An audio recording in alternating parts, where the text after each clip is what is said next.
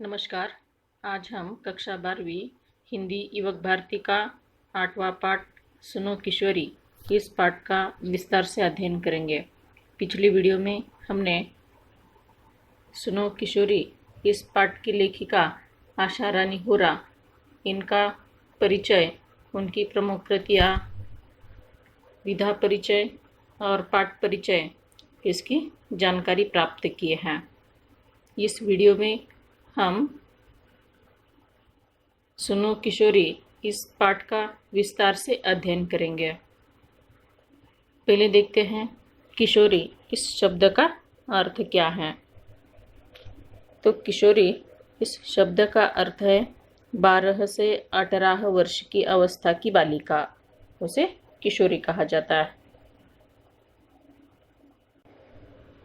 सुनो किशोरी यह पाठ लेखिका ने अपनी लड़की को लिखा हुआ एक पत्र है और इस पत्र में किशोरी जीवन की समस्याएं, शंकाएं तथा उनका समाधान ढूंढने का प्रयास हुआ है। इस पत्र में लेखिका एक माँ, एक सहेली, एक मार्गदर्शिका, एक संस्कृति रक्षक, एक जागरूक नागरिक, इन अनेक रूपों में सामने आती हैं। देखते हैं प्रस्तुत पाठ विस्तार से देखेंगे। स्क्रीन पर ध्यान दीजिए। सुनो सुगंधा, तुम्हारा पत्र पाकर खुशी हुई। तुमने दो तरफा अधिकार की बात उठाई है, वह पसंद आई। बेशक जहाँ जिस बात से तुम्हारी असहमति हो वहाँ तुम्हें अपनी बात मुझे समझाने का पूरा अधिकार है। मुझे खुशी ही होगी तुम्हारे इस अधिकार प्रयोग पर। इससे राह खुलेगी और खुलती ही जाएगी। जहाँ कहीं कुछ रुकती दिखाई देगी वहाँ भी परस्पर आदान प्रदान से राह निकाल ली जाएगी। अपनी अपनी बात कहने सुनने में बंधन या संकोच कैसा। मैंने तो अधिकार की बात यूँ पूछी थी कि मैं उस बेटी की माँ हूँ जो जीवन में ऊंचा उठने के लिए बड़े ऊंचे सपने देखा करती हैं। आकाश में अपने छोटे छोटे डेनों को चौड़े फैलाकर, डेना यानी पंख।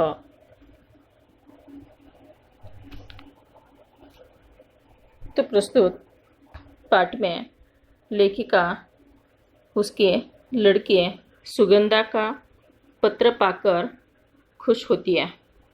वो कहते कि सुनो सुगंधा, तुम्हारा पत्र पाकर खुशी हुई। इस पत्र द्वारा लड़की के साथ वो विचारों का आदान प्रदान करती है।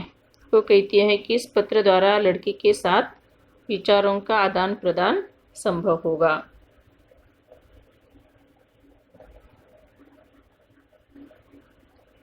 और वो कहती है कि वहाँ बेशक जहाँ जिस बात से तुम्हारी असहमति हो, यानी जहाँ तुम सहमत नहीं हो,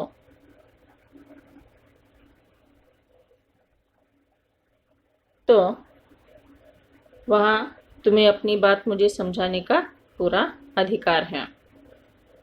तुमने दो तरफा अधिकार की बात उठाई है। दो तरफा यानी दोनों तरफ से। और इससे राह खुलेगी और खुलती जाएगी। जहाँ कहीं कुछ रुकती दिखाई देगी वहाँ भी परस्पर आदान प्रदान से राह निकाल ली जाएगी। अपनी अपनी बात कहने सुनने में बंधन या संकोच कैसा, कोई संकोच नहीं है। लेखिका आगे कहती है कि मैं उस बेटी की माँ हूँ जो जीवन में ऊंचा उठने के लिए बड़े ऊंचे सपने देखा करती है और आकाश में अपने छोटे छोटे डेनों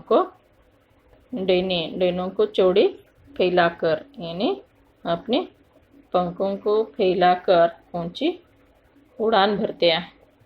ऐसे उस बेटी की मैं माँ हूँ जो जीवन में ऊंचा उठने के लिए बड़े ऊंचे सपने देखा करती है। ऐसी एक माँ। आगे देखिए। धरती से बहुत ऊंचाई में फैले इन डैनों को यथार्थ से दूर समझकर भी मैं काटना नहीं चाहती, केवल उनकी डोर मजबूत करना चाहती हूँ कि अपनी किसी ऊंची उड़ान में वे लड़खड़ा न जाएं। इसलिए कहना चाहती हूँ कि उड़ो बेटे उड़ो, पर धरती पर निगाह रखकर। कहीं ऐसा न हो कि धरती से जुड़ी डोर कट जाए और किसी अनजाने अवांछित स्थल पर गिरकर डैने क्षत विक्षत हो जाए। ऐसा नहीं होगा, क्योंकि तुम एक समझदार लड़की हो। फिर भी सावधानी तो अपेक्षित है ही। लेखिका का यह पत्र मानो आज की युवा पीढ़ी को लिखा गया पत्र है। इस पत्र में लेखिका युवाओं को सावधान करना चाहती है। अपने सपने साकार करने वाले युवा उड़ान भरते समय धरती पर निगाह रखें। वो यथार्थ से जुड़े रहें। यथार्थ से ने सत्य से वो जुड़े रहें। अपने सपने साकार करने वाले युवा उड़ा भरते समय धरती पर निगाह रखें। परंपरा और रूढ़ी का अर्थ समझ लें। समय के साथ बदलती नए मूल्यों को जोड़ती गतिशील परंपरा का स्वीकार करना चाहिए और समय के साथ अनुपयोगी जर्जर रूढ़ी का त्याग करना चाहिए। तो प्रस्तुत पाठ में लेखिका ने अपनी लड़की को लिखा हुआ ये पत्र और इस पत्र में किशोरी जीवन की समस्याएं, शंकाएं तथा उनका समाधान ढूंढने का प्रयास किया है। इस पत्र में लेखिका एक माँ, एक सहेली, एक मार्गदर्शिका, एक संस्कृति रक्षक, एक जागरूक नागरिक, इन अनेक रूपों में सामने आती है। लेखिका यह कहना चाहती है कि युवाओं को सावधान करना चाहती है। युवाओं से वो ये कहना चाहती है कि अपने सपने साकार करने वाले युवा उड़ान भरते समय धरती पर निगाह रखें। धरती से बहुत ऊंचाई में फैले इन डैनों को यथार्थ से दूर समझकर भी वो कहती है कि मैं काटना नहीं चाहती, बल्कि केवल उसकी डोर मजबूत करना चाहती हूँ, क्योंकि अपनी किसी ऊंची उड़ान में वे लड़खड़ा न जाएं। इसलिए उनको सावधान और सतर्क करना चाहती है। इसलिए वो कहती हैं कि उड़ो बेटी उड़ो, पर धरती पर निगाह रखकर, यानी जीवन में सावधानी और सतर्क रहकर। सावधानी और सतर्कता बेहद ज़रूरी है। ऊंची उड़ान भरने की चाह, दुनिया में कुछ पाने की चाह हर किसी को होती है, परंतु सफल वही होता है जो अपनी इच्छा आकांक्षाओं की पूर्ति करते समय अपनी पहचान को बनाए रखें। इसलिए वो कहती है कि उड़ो बेटी उड़ो, पर धरती पर निगाह रखकर। कहीं ऐसा न हो कि धरती से जुड़ी डोर कट जाए और किसी अनजाने अवांछित स्थल पर गिरकर डैने यानी पंख क्षत विक्षत हो जाए। क्षत विक्षत यानी बुरी तरह से घायल या लहूलुहान हो जाए। ऐसा नहीं होगा, क्योंकि तुम एक समझदार लड़की हो। फिर भी सावधानी तो अपेक्षित है ही। अपनी बेटी से वो कहती है कि तुम एक समझदार लड़की हो, लेकिन सावधान करना या सावधानी अपेक्षित है कि ऐसा न हो जाए कि धरती से जुड़ी डोर कट जाए और किसी ऐसे अनजाने अवांछित यानी अनपेक्षित ऐसे स्थल पर डैने गिरकर क्षत विक्षत हो जाए या तुम्हारे सपने बिखर जाए। तो यहाँ पर वो कहती है कि दुनिया में कुछ पाने की चाह हर किसी को होती है, परंतु सफल वही होता है जो अपनी इच्छा आकांक्षाओं की पूर्ति करते समय अपनी पहचान को बनाए रखे। अपनी निगाह धरती पर रखने वाला व्यक्ति कड़ी मेहनत से जी नहीं चुराता है। कोशिश करते समय कभी असफल हुआ तब भी हिम्मत नहीं हारता। अपनी जीवन का अर्थात अपने जीवन मूल्यों का आधार उसे गिरने नहीं देता है। परिवार का प्यार उसकी हिम्मत बढ़ा देता है और वह दोबारा उड़ान भरने के लिए अपने डेने फैला देता है, ने पंख फैला देता है। मार्ग में आने वाली चुनौतियाँ उसे लड़खड़ाने नहीं देती और सफलताएं उस पर हावी नहीं होती हैं। वह विनम्रतापूर्ण अपनी जिम्मेदारियां निभाता रहता है और अपने कर्तव्य पूरे करने में सक्षम होता है। समय के साथ अनुशासन में रहकर वह चलता है। इसलिए मिथ्या जो अहंकार है, घमंड है, गर्व है आदि दोषों से मुक्त रहकर सफलता हो पाता है। इसलिए निगाह धरती पर रखकर उड़ान भरी जानी चाहिए।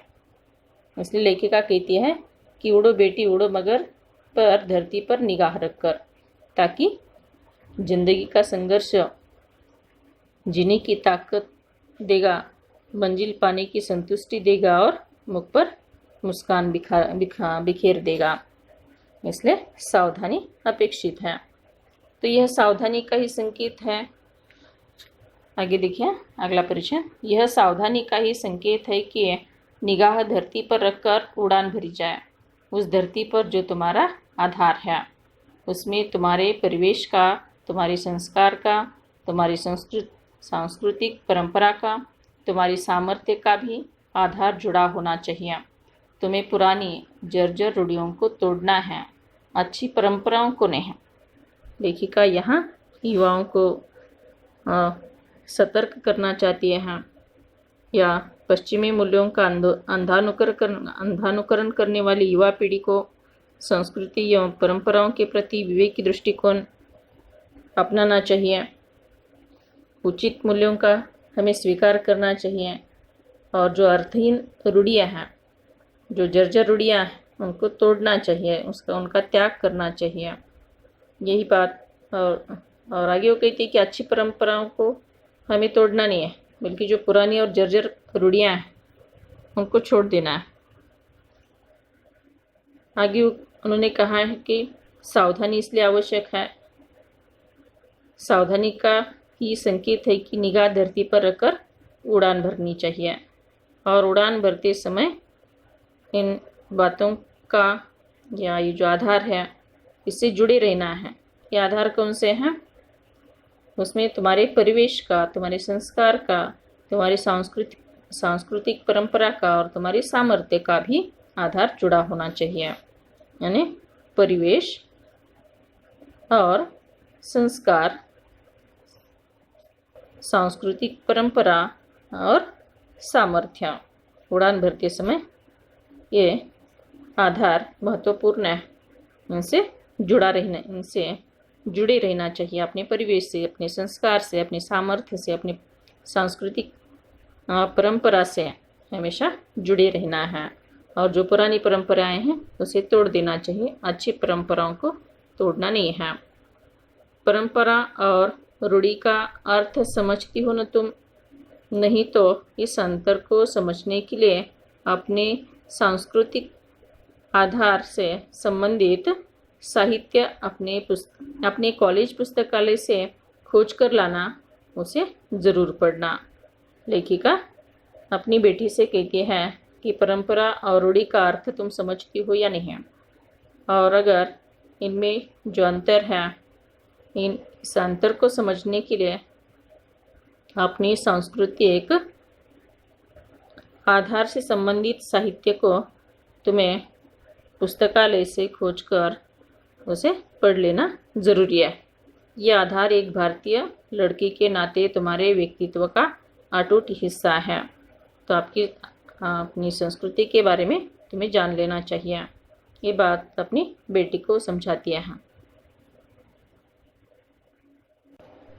पाठ का अगला भाग दूसरे वीडियो में हम विस्तार से देखेंगे। धन्यवाद।